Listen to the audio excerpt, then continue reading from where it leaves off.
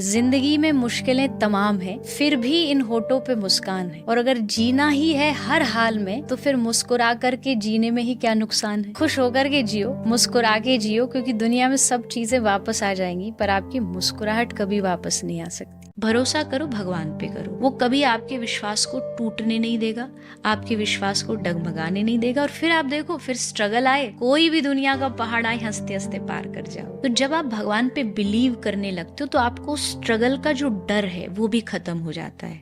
तब आपको पता रहता है गिर भी जाएंगे, कोई बात नहीं, है वो संभालने के लिए। गिरेंगे भी तो उसके चरणों में जाके गिरेंगे, पकड़ लेगा, बचा लेगा। मिट्टी से घड़ा बना, और घड़ा जब टूट गया तो वापस मिट्टी में मिल जाएगा।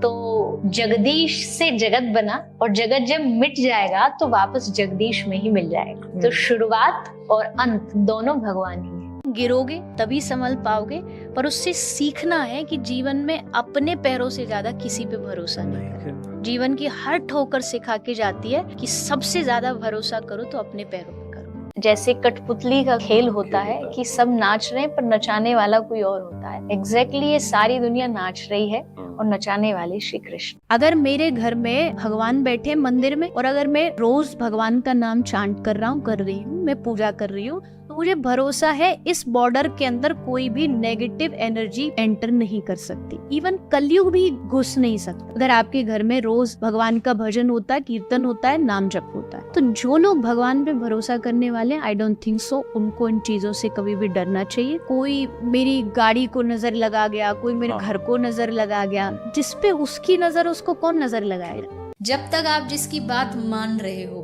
तब तक प्रेम है। जैसे आपने उनकी बात मानना खत्म किया, उनका प्रेम भी खत्म हो जाएगा। तो ये कैसा प्रेम है? मैं तुमसे प्रेम करता हूँ, लेकिन तुमने मैंने जो कहा वो नहीं किया। तो इसका मतलब तो ये आ गया ना कि हम अपना सुख देख रहे हैं। और जहाँ सामने वाले को लगेगा कि इससे मुझे कुछ फायदा मिल रहा है फिजिकली, इमोशनली, तब तक वो आपके साथ है। जिस दिन उसे लगेगा कि आपके रिश्ते में कुछ घाटा है, वो तुरंत छोड़ के चला जाए। हमारा ये जो जीवन है, ये कोई एक बार मनुष्य बन गए ऐसा नहीं है। हम कितने युगों से ये जो भीतर सोल, जो आत्मा चलती आ रही है, कपड़े बदलती जा रही है। ऐसा नहीं मैं यहाँ बैठी हूँ, आप यहाँ बैठो, हम कभी नरक नहीं गए होंगे। हो सकता है स्वर्ग भी हो, नरक भी गए हो, कहाँ कहाँ भटके हो। भागवत जी में लिखा है एक आत्मा 84 लाख योनियों में भागती है, तब जाके उसको एक चांस मिलता है, ह्यूमन बॉडी। इट मीन्स कि अब आपके पास चांस है यहाँ से एग्जिट लेने का। ह्यूमन बॉडी मतलब एग्जिट का रास्ता है। अच्छे कर्म करो तो भगवान को पालो, पर उसको भी हम मिस कर देते हैं और गलत चीज, झूठ में, अत्याचार में, उन सब में लगा के इसको भी वेस्ट करते हैं। दुख और सुख ये हमारी अपनी निजात होती है, हम खुद क्रिएट करते हैं। भगवान ने जो दिया, अगर आप उसमें पूर्ण रूप से सुखी हैं, तभी आपकी लाइफ परफेक्ट है।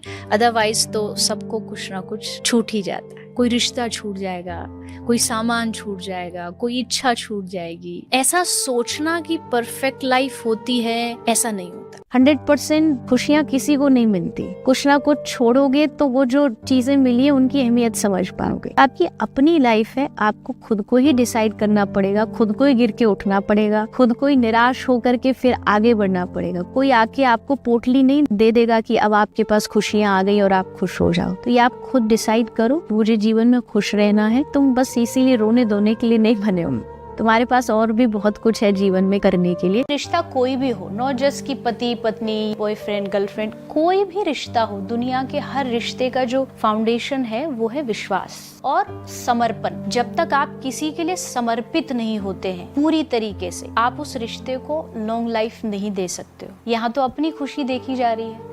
रिश्ता क्या होता है? रिश्ता ये होता है कि जहाँ आप दोनों तरफ से एक दूसरे के प्रति समर्पित हो। माँ बाप का रिश्ता हो, पति पत्नी का हो, माँ बेटे का हो, किसी का भी हो, लेकिन यहाँ समर्पण 0 हो जाता है। यहाँ अपनी खुशियाँ हैं, मुझे यहाँ ये अच्छा लग रहा है, आज ये कल वो। ये कोई कपड़ा नहीं है कि आप हर दिन चेंज कर सकते हो। इस दुनिया में हर एक आदमी टेम्परेरी है, वो जाएगा ही जाएगा, चाहे हमारा कितना भी पास वाला रिश्ता हो, एक ना एक दिन वो छूटेगा। अपने आप को पहले इस चीज के लिए पहले से प्रिपेयर रखें, और जिसने रखा है वो बहुत आसानी से कोई भी लॉस होता है उसको हैंडल कर पाता है। हम जब सोच ही बैठते हैं ना कि भाई ये छूटेगा ही नहीं, और जब वो अचानक से छूट जाता है तब बहुत बड़ा शौक लगता है। राधा कृष्ण का कोई लड़का लड़की वाला प्रेम नहीं है कि 2 दिन हुआ, शारीरिक अट्रैक्शन हुआ, फिजिकल अट्रैक्शन हुआ और देन खत्म।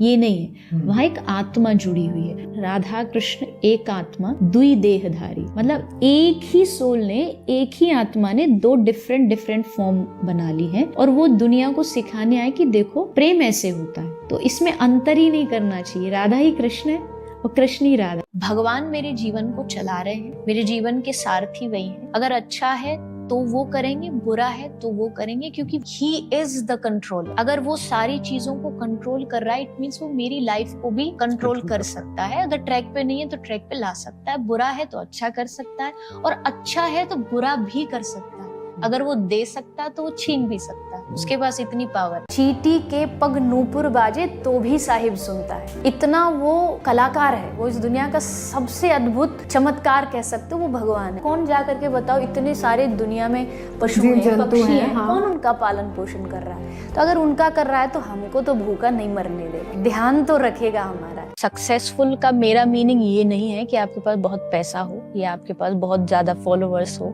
या आपका बहुत नाम हो।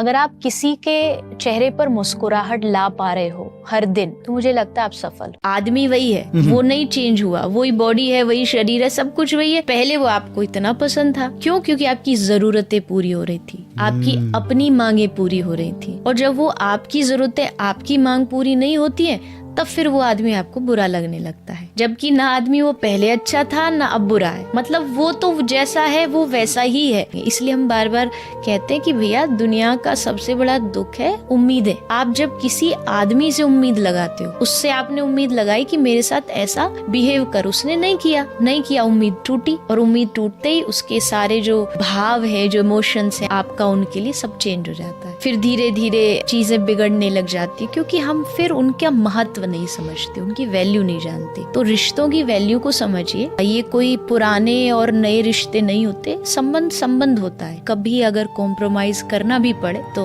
कर देना चाहिए, क्योंकि रिश्ते कॉम्प्रोमाइज से ही चलते हैं। एडजस्टमेंट होनी बहुत जरूरी है, वो आप सीख जाते हैं तो आप रिश्तों को निभा पाते हैं। आप दुनिया को खुश नहीं कर सकते। आपके लिए दुनिया हजारों तरीके के विचार बनाएगी, आप जो नहीं करोगे वो कहानी भी बना दी जाएगी। और आप, अच्छा है कि उस चीज को बहुत ज्यादा अहमियत मत दो, क्योंकि ये जो नेगेटिव लोग होते हैं ना, ये चाहते ही यही है कि आप उनकी उस नेगेटिविटी को और ज्यादा फैलाओ। तो अच्छा यही है कि वो अगर अपनी बुराइयां फैला रहे दुनिया में, हम अच्छाइयां फैलाएंगे। तो कोई समझे ना समझे, जिसकी जैसी मानसिकता है वो आपको वैसे ही समझेगा। एक्सप्लेन करके आप कभी किसी को समझा नहीं सकते, उनका माइंडसेट बदल नहीं सकते। जिसने आपके बारे में जो राय बना ली वो उसी पर ही रहेगा। उसके लिए आप बुरे हो तो बुरे हो, उसके लिए अच्छे हो तो अच्छे हो। इसलिए अच्छा ये है कि आप अपना काम करो और आगे बढ़ो। मुझे इससे अच्छा आंसर और इससे अच्छा जवाब कुछ नहीं लगता। जो भी आपके जीवन से जुड़ी